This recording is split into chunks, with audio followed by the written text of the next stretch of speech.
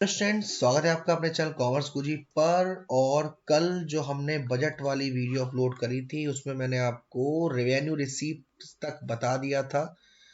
आज मैं आपको बताने वाला हूं कैपिटल रिसीप्ट से, और उसको बताने से पहले मैं आपको बता दूं, अगर आपने अभी तक कोई वीडियो नहीं देखी इकोनॉमिक्स की तो आपको डिस्क्रिप्शन में लिंक मिल जाएगा, वहां जाके देख लीजिएगा। डिस्क्रिप्शन में आपको मेरा व्हाट्सएप नंबर, इंस्टाग्राम आईडी मिल जाएगी, वहां जाके आप मुझे फॉलो कर सकते हो, सपोर्ट कर सकते हो।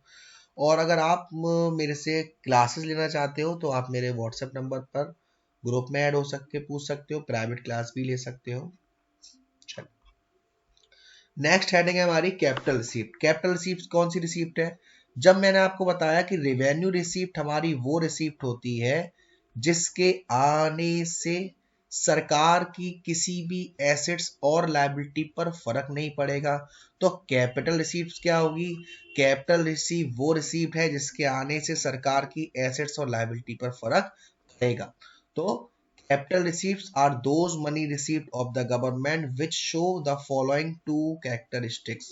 कैपिटल रिसीप्ट गवर्नमेंट की वो रिसीप्ट होती है जो ये दो कैरेक्टरिस्टिक्स शो करती है। सबसे पहला, these receipt create a liability for the government. ये रिसीप्ट सरकार के ऊपर कर्जा लाद देती हैं, लायबिलिटी क्रिएट करती हैं।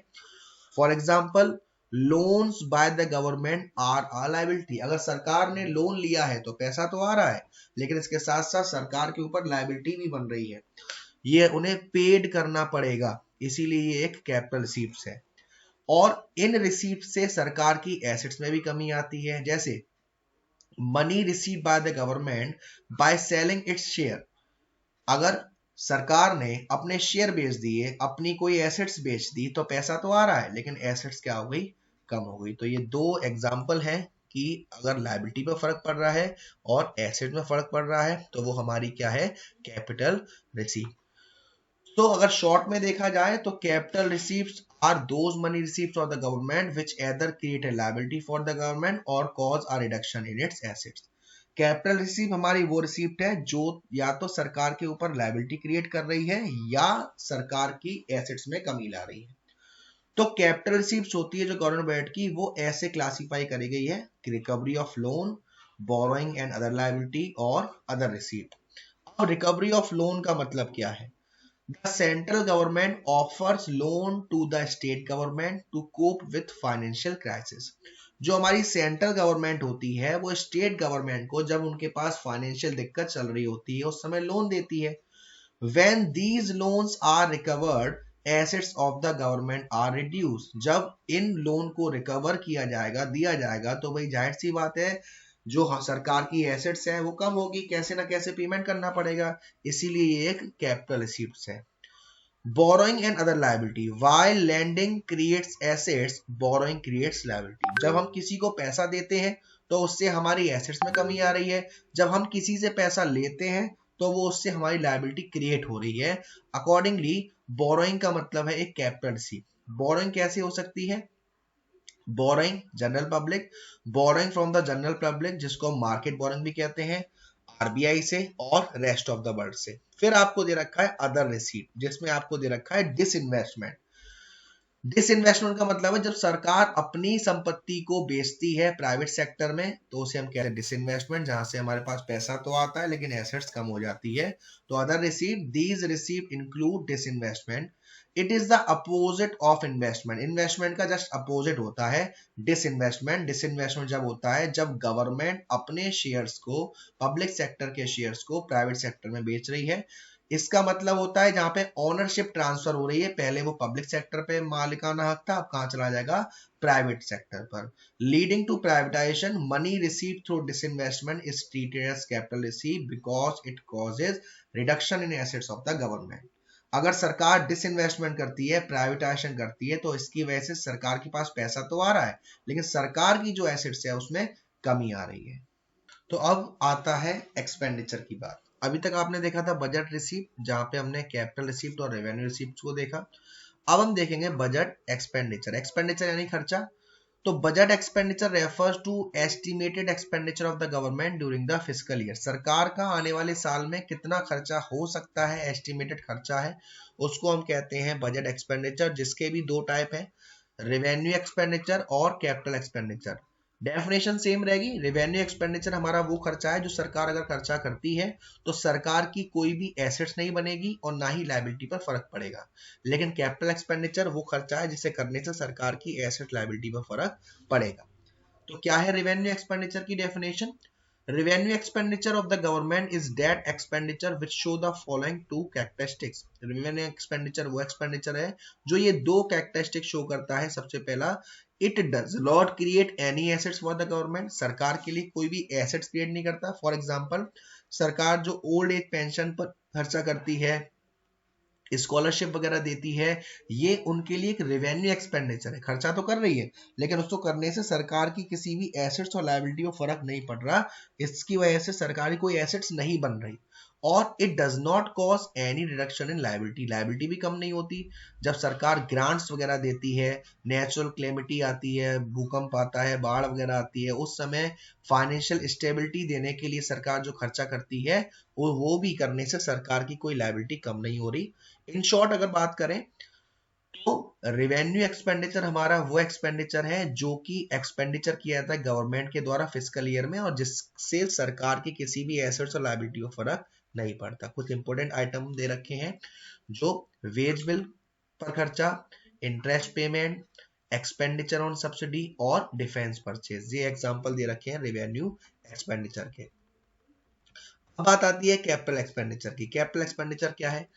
Capital expenditure of the government is that expenditure which show, capital expenditure सरकार का वो खर्चा है जिसे करने से सरकार की एसेट्स और लायबिलिटी पर फर्क पड़ेगा। Point number 1, it create assets for the government, जैसे equity shares of the domestic और multinational corporation purchase by the government may be cited example. जब गवर्नमेंट किसी भी मल्टीनेशनल कंपनी के शेयर्स खरीदती है या डोमेस्टिक के खरीदती है तो सरकार के लिए वो एक एसेट्स है। सरकार ने ये जो खर्चा किया वो सरकार की एक एसेट बन गई। सरकार ने लोन का पेमेंट किया है ना, ये सरकार के लिए कैपिटल एक्सपेंडिचर बन गया। लोन का पेमेंट करेगी तो लायबिलिटी कम हो जाएगी। तो इन शॉर्ट अगर ध्यान दिया जाए तो कैपिटल एक्सपेंडिचर वो एक्सपेंडिचर है जिसके करने से सरकार की एसेट्स और लायबिलिटी में फर्क पड़ रहा है। सरकार लैंड एंड बिल्डिंग बनवाती है, सरकार मशीनरी पर खर्चा करती है, सरकार शेयर्स खरीदती है, सेंट्रल गवर्नमेंट जब लोन का पेमेंट करती है, ये सारे एग्जांपल्स हैं कैपिटल एक्सपेंडिचर के। अब इसी के साथ साथ आपको दे रखा है plan and non plan expenditure. Budget expenditure में दोनों चीज आती है, रेवेन्यू एक्सपेंडिचर भी और कैपिटल एक्सपेंडिचर भी। तो इसको हम प्लान और नॉन प्लान एक्सपेंडिचर भी कहते हैं। दोनों में डिफरेंस क्या है? माफी चाहूंगा थोड़ा सा ये ब्लर हो गया है। प्लान एक्सपेंडिचर का मतलब होता है ये वो एक्सपेंडिचर होता है जो आप एक स्पेसिफिक चीज को रिलेट करते हो, कोई प्रोग्राम्स बनाए आपने, कोई पॉलिसी बनाई है डेवलपमेंट के लिए, तो जो आने वाले साल में जो आप खर्चे करने वाले हो, आप रोड बनवाने वाले हो, ब्रिज बनवाने वाले हो, ये सब आपके प्लान एक्सपेंडिचर है। नॉन प्लान एक्सपेंडिचर वो एक्सपेंडिचर होते हैं जो आपने सोचे ही नहीं थे, जो अचानक से कुछ ऐसा हो गया जिसकी वजह से, जैसे हमारा लॉ एंड ऑर्डर है, डिफेंस है, इन पर जो खर्चा करना पड़ता है वो हमारे नॉन प्लान एक्सपेंडिचर है। तो अगर बजट एक्सपेंडिचर की बात करी जाए तो budget expenditure is equal to revenue expenditure plus capital expenditure, और budget expenditure is equal to plan expenditure plus non plan expenditure. तो अभी तक आपने देखा कि बजट रिसीप्ट में दो चीज थी हमारी, रेवेन्यू रिसीप्ट थी और कैपिटल रिसीप्ट थी। रेवेन्यू रिसीप्ट में चीजें आई और कैपिटल रिसीप्ट में भी चीजें आई। फिर बजट एक्सपेंडिचर दो तरीके का था, रेवेन्यू एक्सपेंडिचर और कैपिटल एक्सपेंडिचर, वहां भी आपने चीजों को देखा। अब बात आती है बजट डेफिशिएट की, रेवेन्यू डेफिशिएट, फिस्कल डेफिशिएट। अब डेफिशिएट का मतलब क्या है? सबसे पहले इन बॉक्सों की तरफ ध्यान देंगे। ये बॉक्स क्या कह रहे हैं हमसे, ये वाले जो हमारे लेफ्ट हैंड साइड में दे रखे हैं टाइप्स ऑफ बजट। अब टाइप्स ऑफ बजट में आपको सबसे पहला दे रखा है बैलेंस बजट। बैलेंस बजट जहां पे जो हमारा बजट रिसीप्ट है वो बराबर है बजट एक्सपेंडिचर की। जिस केस में हमारा एक्सपेंडिचर ज्यादा है, रिसीप्ट कम है, तो हम उसे डेफिशिएट बजट बोलते हैं। और जिसमें हमारा रिसीप्ट ज्यादा है, एक्सपेंडिचर कम है, उसे हम सरप्लस बजट बोलते हैं। तो बजट डेफिशिएट क्या है? बजट डेफिशिएट का मतलब है गवर्नमेंट डेफिशिएट। ये एक ऐसी सिचुएशन है जहां पे बजट एक्सपेंडिचर सरकार का ज्यादा है और बजट रिसीप्ट कम है। या फिर it is the excess of total expenditure above the total receipt. अब बजट डेफिसिट का मतलब क्या होता है? टोटल एक्सपेंडिचर में दोनों एक्सपेंडिचर आ जाते हैं, revenue expenditure plus capital expenditure. इसमें से हम माइनस करेंगे टोटल रिसीव, दोनों रिसीव, रेवेन्यू रिसीव और कैपिटल रिसीव, लेकिन इसमें क्या होगा, बजट एक्सपेंडिचर ज्यादा आएगा बजट रिसीव से। अब इसके टाइप एंड मेजरमेंट क्या होते हैं, ये 3 पॉइंटों में होता है deficit, revenue deficit, fiscal deficit और प्राइमरी डेफिशिएट। देखो रेवेन्यू डेफिशिएट का नाम आ रहा है तो रेवेन्यू का मतलब है यहाँ पर रेवेन्यू रिसीप्ट और रेवेन्यू एक्सपेंडिचर की बात करी जाएगी। जब रेवेन्यू एक्सपेंडिचर ज्यादा है रेवेन्यू रिसीप्ट से, उसको हम कहते हैं रेवेन्यू डेफिशिएट। इसका फॉर्मूला क्या होगा, रेवेन्यू एक्सपेंडिचर में से रेवेन्यू रिसीप्ट को माइनस कर दो, तो हमारा क्या होता है, रेवेन्यू डेफिशिएट। इम्प्लीकेशंस क्या है, because of revenue deficit government may have to cut its expenditure on several welfare program in the country, this leads to loss of social welfare। revenue deficit की वजह से गवर्नमेंट को कुछ अपने खर्चे रोकने पड़ेंगे जिसकी वजह से सोशल वेलफेयर हो रहा था और अब नहीं होगा। गवर्नमेंट में have to raise fund through borrowing, government को कर्जा लेना पड़ेगा जिसकी वजह से सरकार के ऊपर लायबिलिटी बनेगी।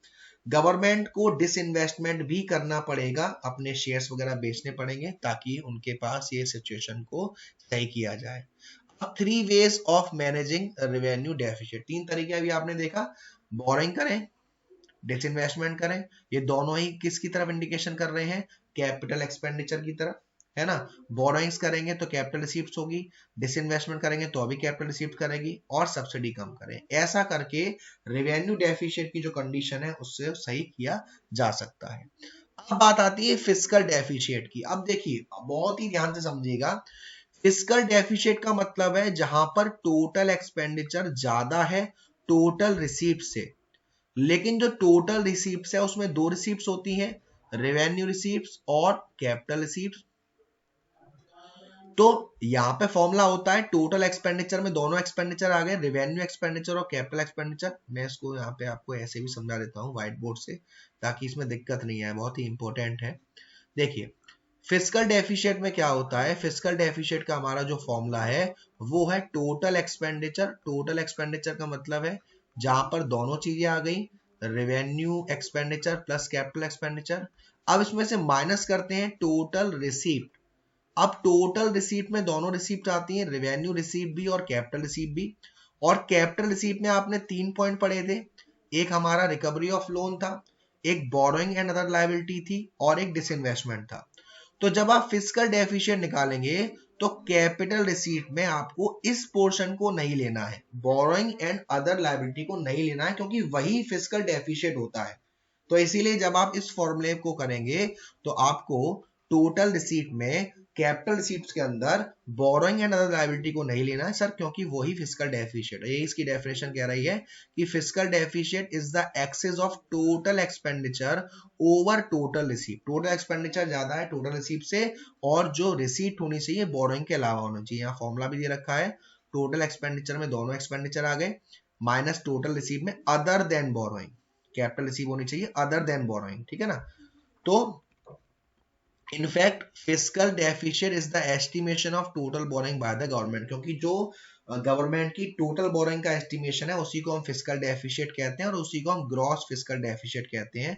तो अगर मैं ग्रॉस फिस्कल डेफिशिएट ऐसे भी निकाल सकता हूँ, आरबीआई से मैंने अगर बोरोइंग करी, अब्रॉड से बोरोइंग करी, इंडिया से बोरोइंग करी, ये सब हमारी बोरोइंग का पार्ट हो जाता है। अब इसके इम्प्लीकेशंस क्या होंगे, फिस्कल डेफिशिएट एस्टिमेट है सरकार की बोरोइंग का, ज्यादा अगर फिस्कल डेफिशिएट होगा तो आपको ज्यादा कर्जा लेना पड़ेगा जिसकी वजह से क्या होगा, inflationary spiral. Borrowing from RBI is often linked to inflationary spiral in the economy. This is how it happens. Borrowing from RBI increase money supply in the economy. Increase in money supply leads to increase in general price level. A persistence increase in general price level leads to inflationary। भाई अगर RBI से पैसा लोगे तो market में money supply आएगी, money supply आएगी तो इनकम इंक्रीज होगी, जनरल प्राइस लेवल बढ़ेगी जिसकी वजह से मार्केट में क्या आ जाएगा, इन्फ्लेशन, महंगाई आ जाएगी। फिर है national debt. Fiscal deficit leads to national debt. It hinders GDP growth because a significant percent of national income is used to pay the past debt. जब फिस्कल डेफिशिएट लेते हैं तो उसका असर हमारे देश की जीडीपी पे भी पड़ता है, क्योंकि आपको कुछ ना कुछ इनकम अपने लोन को चुकाने के लिए यूज करी जाती है। फिर क्या होगा, vicious circle of high fiscal deficit and low GDP growth. Constantly high fiscal deficit leads to a situation where GDP growth remain low because of high fiscal deficit. ज्यादा fiscal deficit होगा तो उसकी वजह से हमारा जो GDP growth होगी वो कम होगी. Fiscal deficit remains high क्योंकि हमारी जो GDP growth है वो low है. क्राउडिंग आउट, इसका मतलब क्या है? High fiscal deficit leads to crowding out effect. ये क्या होता है? ये वो सिचुएशन है when high borrowing by the government reduce the availability of funds for the private sector. जब बोरोइंग्स गवर्नमेंट ज्यादा कर रही है तो इसकी वजह से जो प्राइवेट सेक्टर है उनके पास पैसा नहीं बचेगा, तो ओवरऑल इन्वेस्टमेंट हमारा क्या हो जाएगा? रिड्यूस हो जाएगा. उसे हम कहते हैं क्राउडिंग आउट. फिर है erosion of government credibility. High fiscal deficit erodes credibility of the government in the domestic as well as international market. Credit rating of the government is lower. Owing to lower credit rating, global investors start withdrawing their investment from the domestic economy. Consequently, GDP growth is reduced. अगर सरकार ज्यादा loan लेगी तो उसकी जो credit limited है, जो credit liability है, क्रेडिट क्रिएशन जिसे हम कहते हैं, जिसे हमें एक इमेज कहते हैं, वो खराब होगी. वो खराब होगी तो जो बाहर के लोग हैं वो भी पैसा लगाना बंद कर देंगे, इन्वेस्टमेंट करना बंद कर देंगे हमारे इंडिया में, और जिसकी वजह से जीडीपी की ग्रोथ हमारी क्या हो जाएगी? कम हो जाएगी. तो ब्रीफली बात करी जाए, fiscal deficit must not be allowed to rise beyond manageable limit. About 3% of GDP is considered to be manageable. GDP का 3% अगर हमारा फिस्कल डेफिशिएंट है तो ठीक है. ज्यादा फिस्कल डेफिशिएंट होगा तो अभी आपने देखा क्या क्या हो सकता है, क्या क्या दिक्कतें आ सकती है. बात करी जाए प्राइमरी डेफिशिएंट की. प्राइमरी डेफिशिएंट का मतलब होता है डिफरेंस बिटवीन फिस्कल डेफिशिएंट और इंटरेस्ट पेमेंट. प्राइमरी डेफिसिट का मतलब है जब हम फिस्कल डेफिसिट में से इंटरेस्ट पेमेंट को माइनस कर देते हैं तो वो हमारा आता है प्राइमरी डेफिसिट. कैसे? While fiscal deficit shows borrowing requirement of the government inclusive of interest payment on the past loan, primary deficit show borrowing requirement of the government exclusive of interest payment. In the other words, fiscal deficit का मतलब है कि आपको और कितने पैसे की requirement है और उसमें इंटरेस्ट पेमेंट शामिल होता है, यानी कि आपको जो ब्याज देनी है लोन वगैरह की. तो प्राइमरी डेफिसिट का मतलब होता है कि आपने कितना लोन लिया, उसमें पहले की जो ब्याज चली आ रही है उसको माइनस कर देते हैं, तो हमारा वो प्राइमरी डेफिसिट निकल के आता है. इसके इम्प्लीकेशंस क्या होंगे? इम्प्लीकेशंस ऑफ प्राइमरी डेफिसिट बिल्कुल सिमिलर है फिस्कल डेफिसिट के, बस एक ही डिफरेंस है इसमें कि प्राइमरी डेफिसिट इंटरेस्ट पेमेंट को शामिल नहीं करती और उसको शामिल करती है, फिस्कल डेफिसिट शामिल करती है. तो प्राइमरी डेफिसिट इंडिकेट करता है current year expenditure greater than current year revenue. तो इसके लिए आपको एक न्यूमेरिकल दे रखा है. अब इस न्यूमेरिकल में आपको क्या निकालना है? सबसे पहले बात करी जाए रेवेन्यू डेफिसिट की. तो रेवेन्यू डेफिसिट के लिए हम क्या करेंगे? रेवेन्यू डेफिसिट के लिए हमें पहले पॉइंट पर रेवेन्यू रिसीव दे रखा है और रेवेन्यू एक्सपेंडिचर दे रखा है. तो रेवेन्यू एक्सपेंडिचर में से रेवेन्यू रिसीव माइनस कर देंगे तो हमारा रेवेन्यू डेफिसिट आ जाएगा. उसके बाद बात करी जाए फिस्कल डेफिसिट की, तो फिस्कल डेफिसिट में टोटल एक्सपेंडिचर जो आपको दे रखा है 6 पॉइंट पर, इसमें से टोटल रिसीव को माइनस कर देंगे. टोटल एक्सपेंडिचर में से टोटल रिसीव को माइनस कर देंगे. लेकिन ये जो बोरोइंग एंड अदर लायबिलिटी है, इस रिसीट में से पहले इस अमाउंट को हटाएंगे फिर इसको माइनस करेंगे. ठीक है ना? ये देखिए इन्होंने भी ऐसे किया होगा. टोटल एक्सपेंडिचर रेवेन्यू रिसीव में recovery of loan and other liability, इसमें ऐसे लिया गया है कि आपको ये वाला पोर्शन लिया गया है. ठीक है ना?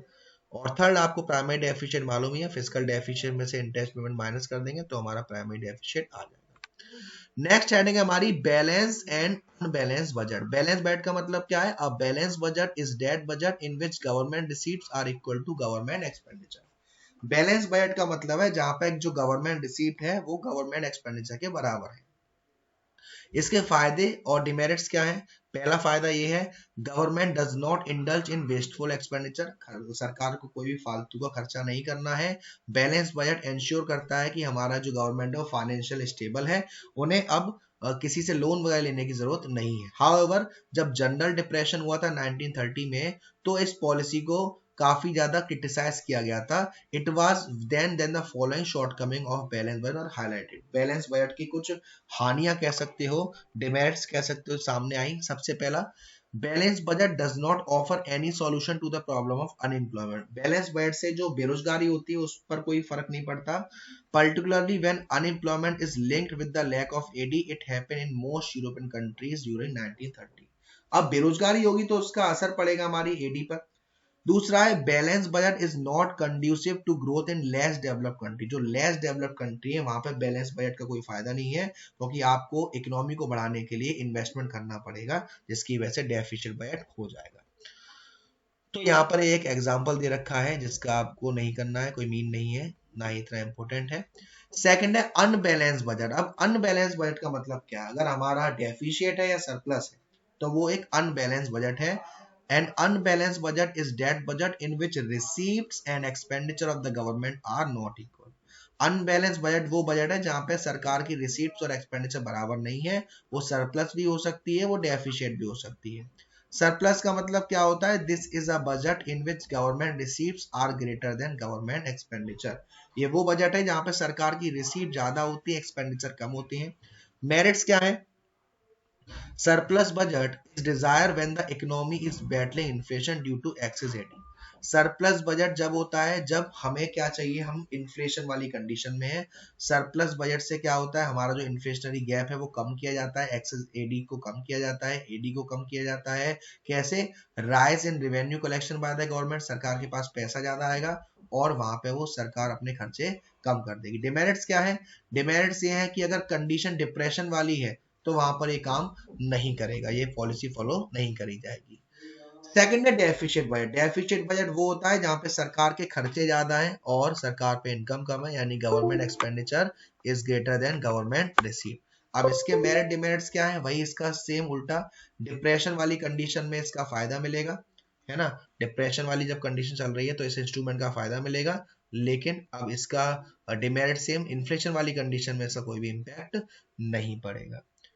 तो ये था आपका चैप्टर गवर्नमेंट बजट। उम्मीद है आपको अच्छे समझ में आया होगा, वीडियो पसंद आई होगी। वीडियो पसंद आए तो प्लीज लाइक जरूर कर दीजिएगा, शेयर जरूर। लाइक नहीं करते हो आप लोग, प्लीज लाइक कर दीजिएगा, चैनल को शेयर कर दीजिएगा, वीडियो को शेयर कर दीजिएगा, चैनल को सब्सक्राइब कर दीजिएगा। Thank you so much, love you all.